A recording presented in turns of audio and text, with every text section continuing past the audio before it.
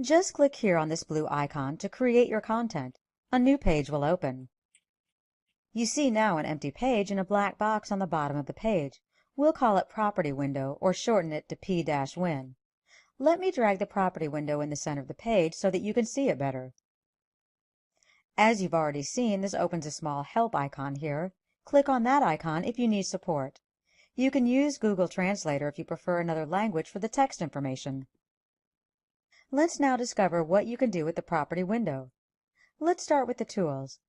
1. By clicking on Tools, you open the toolbox. Inside the toolbox, you find 12 icons. 2. Each of these icons represents a tool, like an example, the globe icon, which stands for the Google Maps tool. 1. To access this tool, you just click on it. Now you can see a video to obtain more information on how you have to work with this tool. 2. If you want to use the tool, you have to click on the button Load. A new box opens. To show briefly how easy it will be to use tools, we will use the Google Maps tool now like this. 1. We use for this demonstration the address 1600 Pennsylvania Avenue Northwest, Washington, D.C. 20500. 2. We put this address in the text field of the Google Maps application tool as you see here. 3. After that, we click on OK, and here's the result. As you might notice, we can resize and place the object in the page wherever we want, along the grid lines, what you see here in the background. The grid is editable, and you can change the size of the grid,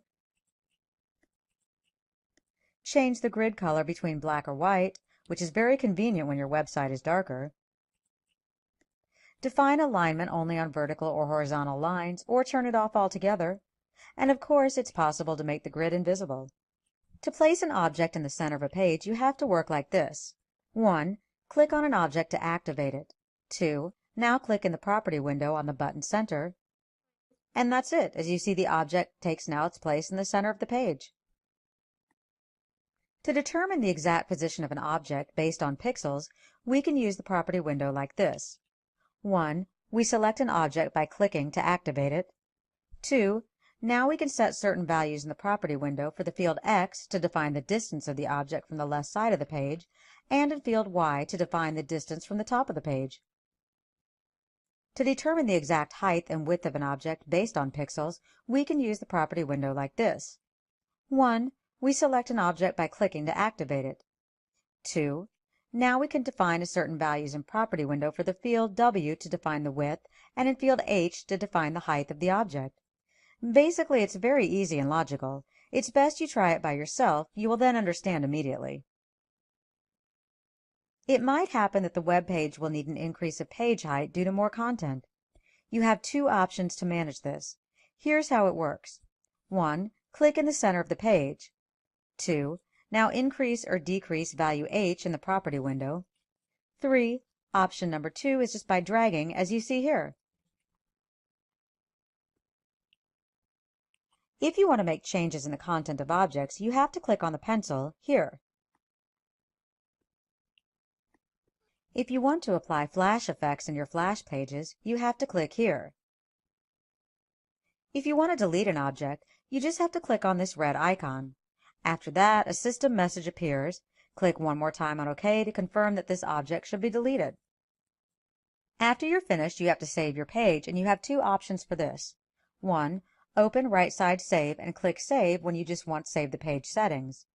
2. The second option is Save As. Here you have several options. 3. The first option is Groups. Basically, you can ignore this for a moment.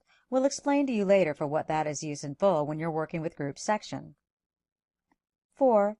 All other options you know already from the Help section navigation. Basically, you give it a name, publish it, and determine a position within top, sub, and sub-sub navigation items, and of course you can change this later any time by dragging and dropping. After you save the page, you can preview the result in your browser. For this, you have two options. 1. Open the left side of the property window, the drop-down field preview. 2. Select option Web Page to see your page as a normal website. And here's the result.